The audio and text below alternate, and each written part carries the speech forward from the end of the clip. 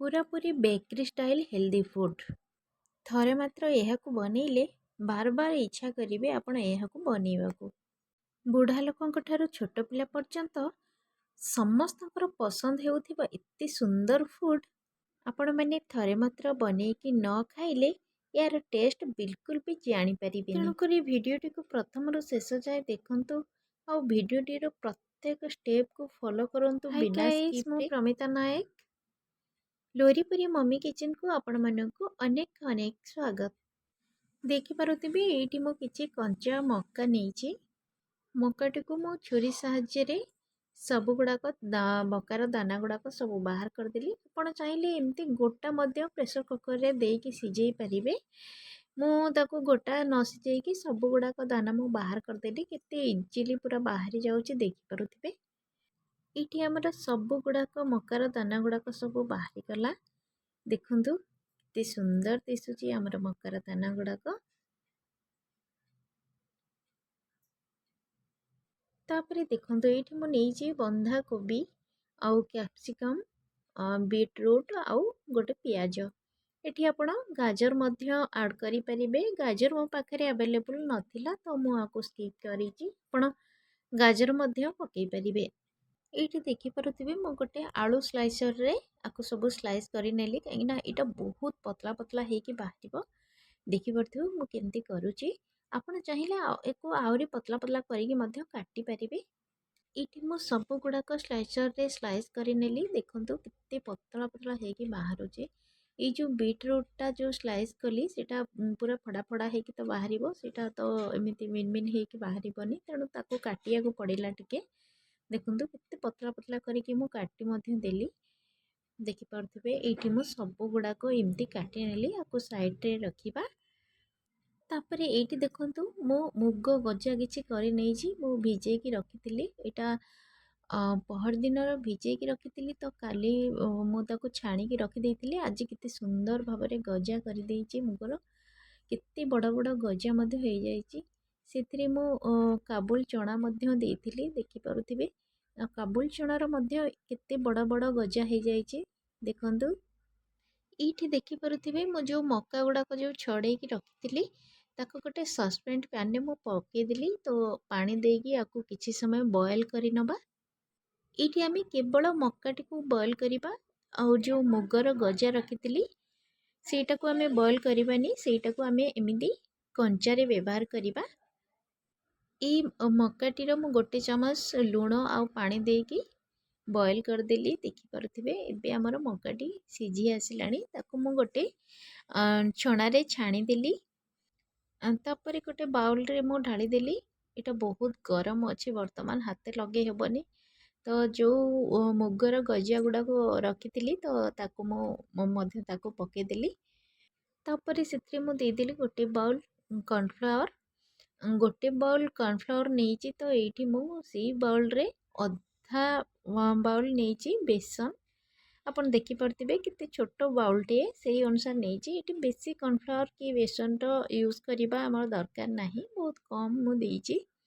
तो से बाउल रे मु दुईटी मीडियम साइज रो प्याज को काटी नहीं तापर मुझे देखि पारथिबे अदा रसुण और कंचा लंका को पेस्ट करके रखी तो से मु 2 चामच पकेदेली। कितने छोट चामच टे मात्र 2 चामच देइछि आपण चामच हिसाब रे गोटे चामच देबे। तापर एथिरे देदेली स्वाद अनुसार लुण धनिया पाउडर लंका पाउडर तापर देदेली चाट मसला तापर ये देदेली मो जोआणी टिके हाथ रे क्रश करके आपको देदबा कहीं भल फ्लेवर आसवाई हाथ रे आपको टिके क्रश कर नबा। सब किछि पकई मो भल भाबरे ताको मिक्स करदेली। मिक्स कर सारला परे सेतिरे मो अल्प किछि पानी देई गोले देली ताको। आमर ये कॉर्नफ्लावर अधिक पड़ी जेहेतु आम बेसी पानी दबानी एका बेले के ढाली देले यहाँ पतला हो तो अल्प अल्प करी पानी ढाली के गोलेबी जमती गोटे काठुआ काठुआ जमती गोले हम ना बेसी पानी देदेले बेसी पतला हो देखि पारथिबे यार स्ट्रक्चर ची पूरा एमती हबार दरकार देखंतु।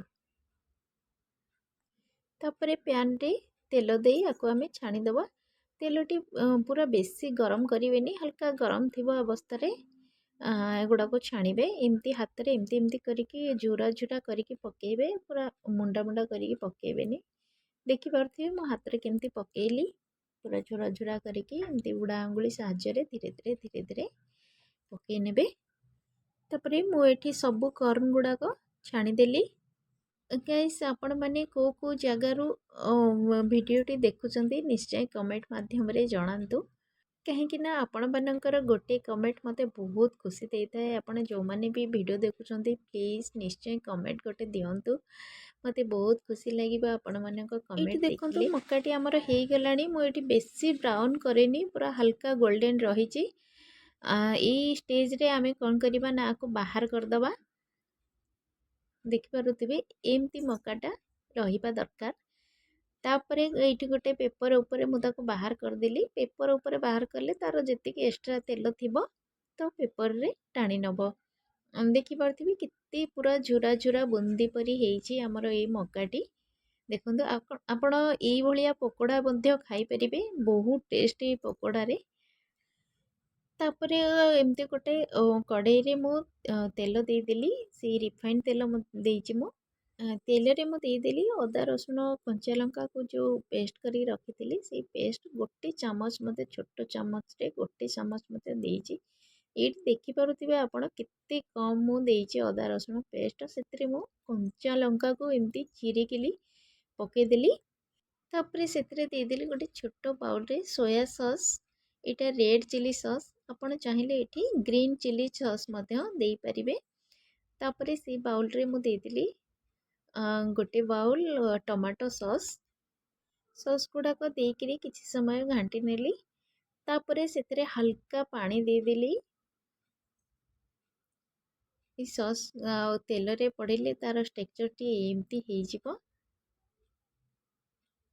ଦେଖିପାରୁଥିବେ। ତାପରେ ଏଇଠି କ'ଣ କରିବା ନା ଅଳ୍ପ ଟିକେ ପାଣି ଦେଇଦେବା। ତାପରେ ସସ୍ଟିକୁ ପାଣିରେ ଭଲ ଭାବରେ ମିଶାଇ ନେବା। ତାପରେ ଯେଉଁ ପକୋଡ଼ା ଗୁଡ଼ାକ ଛାଣିକିରି ରଖିଥିଲି ମକାର ପକୋଡ଼ା, ତାକୁ ମୁଁ ସେ ସସ୍ରେ ପକେଇଦେଲି। ତାପରେ ଭଲ ଭାବରେ ଏଇ ପକୋଡ଼ା ଗୁଡ଼ାକ ସସ୍ ସହିତ ମିକ୍ସ କରି ନେବା। ତାପରେ ମୁଁ କ'ଣ କଲି ନା ଯେଉଁ ସ୍ଲାଇସ୍ କରି ରଖିଥିଲି ଯେଉଁ ବନ୍ଧାକୋବି, ତାକୁ ବର୍ତ୍ତମାନ ମୁଁ ପକେଇଦେଲି। ତାପରେ ପକେଇଦେଲି ମୁଁ କ୍ୟାପ୍ସିକମ୍। କ୍ୟାପ୍ସିକମ୍ ପରେ ଦେଇଦେବା ଆମର ପିଆଜ। ତାପରେ ଦେଇଦେଲି ବିଟରୁଟ୍।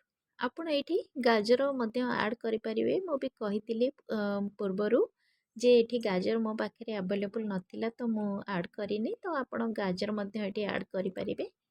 କେତେ ସୁନ୍ଦର ଲୁକ୍ ଆମର ଆସିଗଲା। କେବଳ ସୁନ୍ଦର ଲୁକ୍ ନୁହେଁ, ଖାଇବା ପାଇଁ ମଧ୍ୟ ବହୁତ ଟେଷ୍ଟ। ଏଇଟା ଗୋଟେ ନିହାତି ହେଲ୍ଦି, କାହିଁକି ନା ମୁଁ ଏଠି ମକା ଆଉ ଦେଇଛି ମୁଗ ଗଜା, ତା ସହିତ ବିଟରୁଟ୍, କ୍ୟାପ୍ସିକମ୍ ସବୁ ଆମର ହେଲ୍ଦି। ଆକୁ ଆମେ ବିଲକୁଲ ବି ବେଶୀ ସମୟ ଭାଜିବାନି, ଆଉ ସାଙ୍ଗେ ସାଙ୍ଗେ ଆକୁ ଭାଜିକିରି ବାହାର କରିଦେବା, କାହିଁକିନା ପରିବା ଗୁଡ଼ାକ ସବୁ ସିଝିଯିବ। ପାଟିକୁ ଟିକେ କାଡ଼ୁ କାଡ଼ୁ ଲାଗୁଥିବ ତ ବହୁତ ଭଲ ଲାଗିବ ପାଟିକୁ। ସେଇ ହିସାବରେ ଆମେ ପରିବା ଗୁଡ଼ାକ ଟିକେ କଞ୍ଚାଳିଆ ରଖିବା, ବେଶୀ ସିଝେଇବାନି। ଏଇ ଷ୍ଟେଜ୍ରେ କ'ଣ କଲି ନା ମୁଁ ପକେଇଦେଲି ସ୍ୱାଦ ଅନୁସାରେ ଲୁଣ। ତାପରେ ଦେଇଦେଲି ଚାଟ୍ ମସଲା। ବାସ୍, ଆଉ କିଛି ମୁଁ ଦେଇନି, କୌଣସି ମସଲା ଏଠି ଆଡ଼୍ କରିନି। କେବଳ ଚାଟ୍ ମସଲା, ଟିକେ ଖଟା ମିଠା ଫ୍ଲେଭର ଭଲ ଆସିବ। ଦେଖିପାରୁଥିବେ ଏଇଠି ଆମର ରେଡ଼ି ହେଇଗଲା ଖଟା ମିଠା ରାଗ ସୁପର ଟେଷ୍ଟ ଚିଲି କର୍ନ। ଏହାର ଲୁକ୍ ବହୁତ ସୁନ୍ଦର, ଆଉ ଖାଇବା ପାଇଁ ମଧ୍ୟ ପାଟିକୁ ବହୁତ ସୁନ୍ଦର। ଗାଇସ୍, ଭିଡ଼ିଓଟି ଯଦି ଭଲ ଲାଗିଥିବ ତେବେ ଲାଇକ୍ କରନ୍ତୁ, ସେୟାର କରନ୍ତୁ। ଚ୍ୟାନେଲରେ ନୂଆ ଥିଲେ ସବସ୍କ୍ରାଇବ୍ କରି ପାଖରେ ଥିବା ବେଲ୍ ଆଇକନ୍ଟିକୁ ଦବାଇ ଦିଅନ୍ତୁ। ମୋର ସବୁ ଭିଡ଼ିଓରେ ନୋଟିଫିକେସନ୍ ଆପଣମାନଙ୍କ ପାଖରେ ପହଞ୍ଚିଯିବ। ଭଗବାନ କରନ୍ତୁ ଆପଣମାନେ ବହୁତ ବହୁତ ବହୁତ ଭଲରେ ରୁହନ୍ତୁ। ଆପଣମାନଙ୍କ ଦିନ ମଙ୍ଗଳମୟ ହେଉ। ରହିଲି। ଜୟ ଜଗନ୍ନାଥ। ରାଧେ ରାଧେ।